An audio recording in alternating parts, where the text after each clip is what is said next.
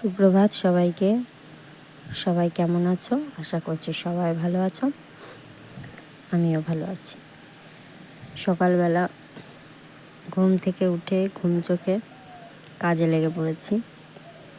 মেয়েকে তুলে ওর সমস্ত কাজকর্ম করে ওকে মুখ ধুয়ে দিয়ে এসে পড়তে দিয়ে আসলাম। পড়তে দিয়ে এসে তারপর নিজের কাজে লেগেছি। সকালবেলা ঘুম থেকে উঠেই হঠাৎ করে শুনলাম বাড়িতে কিছু লোকজন আসবে। লোকজন বলতে আমার শাশুড়ি মায়ের ভাইয়ের মেয়ে জামাই তারা আসবে। তো তার জন্যই একটু সকালবেলা গোছগাছ করতে লেগেছি। সকালবেলা ঘরটর গুছিয়ে তারপরে মাকে নিয়ে যেতে হবে বাজারে। তো যাই হোক, আসলে কি বলতো, আমাদের বাড়ি ঘর দৌড় তো ভাঙাচোরা সেরকম নয়, কমপ্লিট হয়নি। এর আগের একটা ভিডিওতে বলেছিলাম যে আমার হাজব্যান্ড অসুস্থ, তো বাড়িতে সংসার চালানোর জন্য শুধুমাত্র একজনই আছে, আমার শ্বশুরমশাই। তো তিনি কাজ করে সংসার চালান।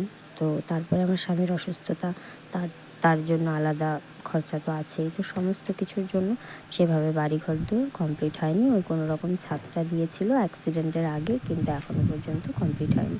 তো আমার যেটুকুনি যা আছে আমি সেটুকুনি একটু গোছগাছ করে রাখার চেষ্টা করি, সেভাবেই রাখার চেষ্টা করি। শুধু যে রুমটাতে আমরা থাকি ওই একটা রুমই কমপ্লিট হয়েছে, আর কোনো কিছু কমপ্লিট হয়নি আমরা যে রুমটাতে থাকি।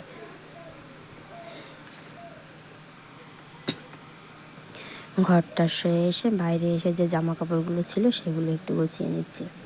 গুছিয়ে নিয়ে আমাদের বাড়িতে তোমাদের বেশ কিছু আরও সদস্য আছে, তাদের নিয়ে তোমাদেরকে অন্য একদিন পরিচয় করিয়ে দেবো। তো তাদেরও কাজকর্ম করতে হয়। তো যাই হোক, তো সব ঘরটার গুছিয়ে এবার তাদের কাছে যাব, গিয়ে তাদের কাজকর্ম করব। তারপরে যাব বাজারে। আর সকালবেলা এখন যা গরম পড়েছে সেভাবে চাটা খাওয়া হয় না। অন্য কিছু ধরো বিস্কুট বা অন্য কিছু এটা সেটা থাকলে সেটাই খেয়ে নিই, কারণ এত গরমে চা খাওয়া সম্ভব না। তো চলে গিয়েছিলাম বাজারের ব্লগ আর তোমাদের সাথে ভিডিও তোমাদের সাথে শেয়ার করা হয়নি। বাজার থেকে মাছ আনা হয়েছে, আর এগুলো দেখো কী শাক, পাট শাক ছিল আর ডাটা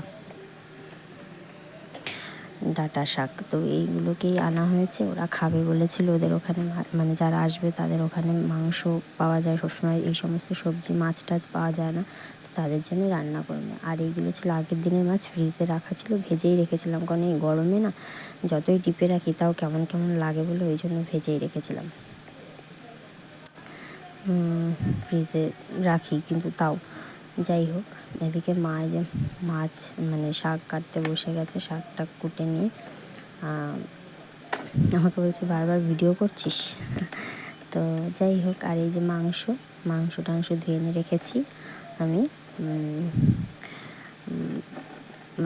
অনেকটা মাংস ছিল, আমি কিছু করতে পারছিলাম না। আর তো এগুলোই এখন আজকে রান্না হবে। আর সকালকে ছিল আমাদের অনেকগুলো ভাত ছিল, তো সকালবেলা ওই মাছ ছিল, মাছ ভাজা আর আলু ভাজা দিয়ে আমরা সবাই পান্তা ভাত খেয়ে নিয়েছিলাম। খাওয়া দাওয়ার পরে তারপরে রান্না করতে যাব, মা রান্না করবে।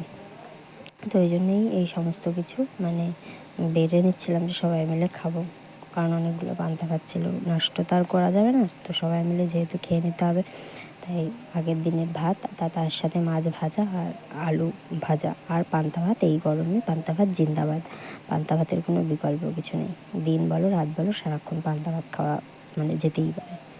তো যাই হোক, সমস্ত কাজবাজ সেরে মা রান্না করে নিয়েছিল, আর রান্না হয়েছিল গরম গরম ভাত,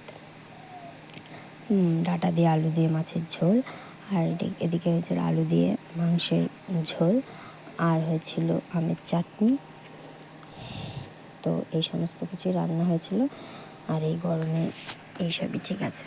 আর এই গরমে আমাদের বাড়িতে প্রত্যেক দিন আমের চাটনি তো হবেই, মাস্ট হয়, টক ডাল না হলে আমের চাটনি। আর এটা ছিল পাট শাক দিয়ে ডাল দিয়ে। তোমরা কে কে খাও পাট শাক দিয়ে ডাল দিয়ে কমেন্ট করো অবশ্যই। আমরাও খাই, আমাদের ভালো লাগে খেতে। আর যদি তোমরা রেসিপি চাও কমেন্টে বলো, অবশ্যই দিয়ে দেবো।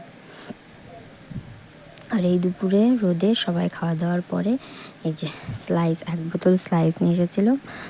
তো সেটাই মানে সবাই খাওয়া দাওয়ার পরে আমি খাচ্ছিলাম, মানে ছিল অল্প একটু, সেটা আমি খাচ্ছিলাম। অ্যাকচুয়ালি আমি উঠোন টুঠোন ঝাড় দিয়ে বিকেলের দিকে ঘর উঠোন সমস্ত কিছু ঝাড় দিয়ে মানে তারপরেই মানে রাস্তার সামনে দাঁড়িয়ে তো স্লাইসটা খাচ্ছিলাম। গরম লেগে গেছিলো, সবার খাওয়া হয়ে গেছিলো, আমারটা ছিল তো আমি খাচ্ছিলাম। আর তখন বেজেছিলো ওই বিকেলবেলা তোমার ওই 5টা মতো বেজেছিলো।